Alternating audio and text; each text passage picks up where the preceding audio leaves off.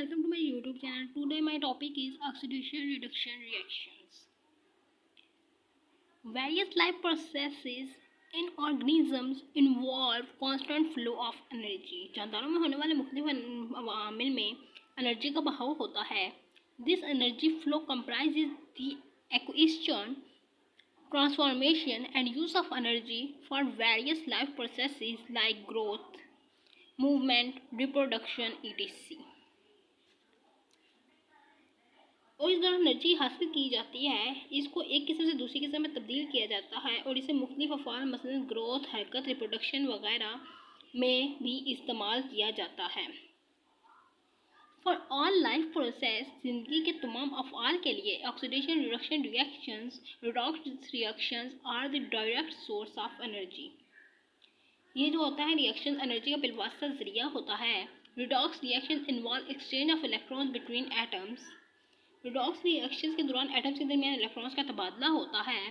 The loss of electron is called oxidation. किसी atom से electrons का निकल जाना ऑक्सीडेशन, जबकि while the gain of electron is called reduction. किसी एटम का इलेक्ट्रॉन हासिल करना रिडक्शन कहलाता है.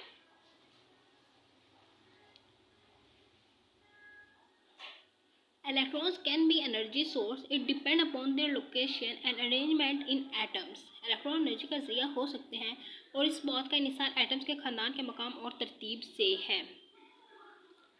फॉर एग्जाम्पल, मिसाल के तौर पर, when they are present in oxygen, they make stable association with oxygen atom and are not a good energy source.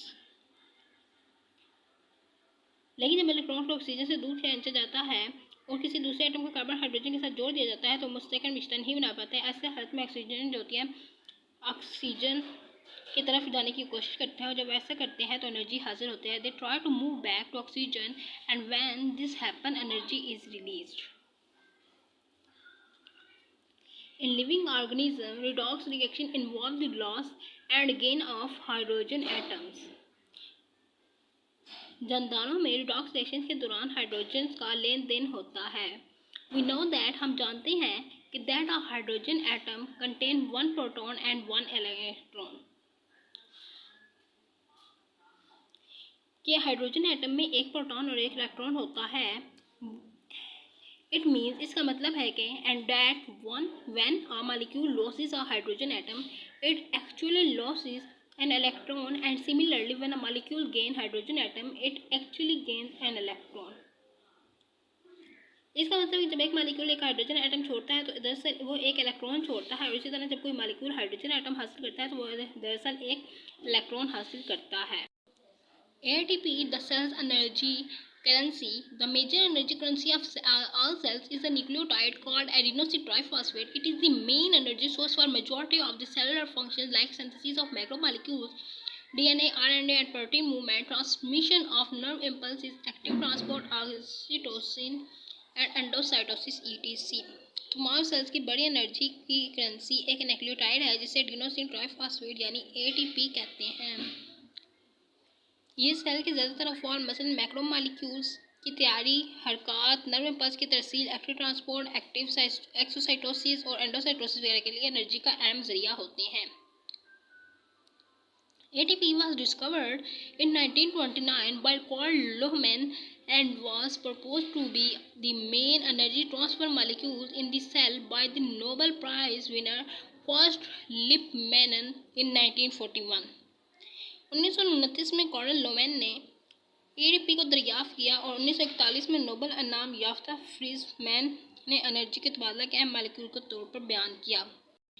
The ability of ATP to store and release energy is due to its molecule structure. It shows simplified diagram of ATP. Each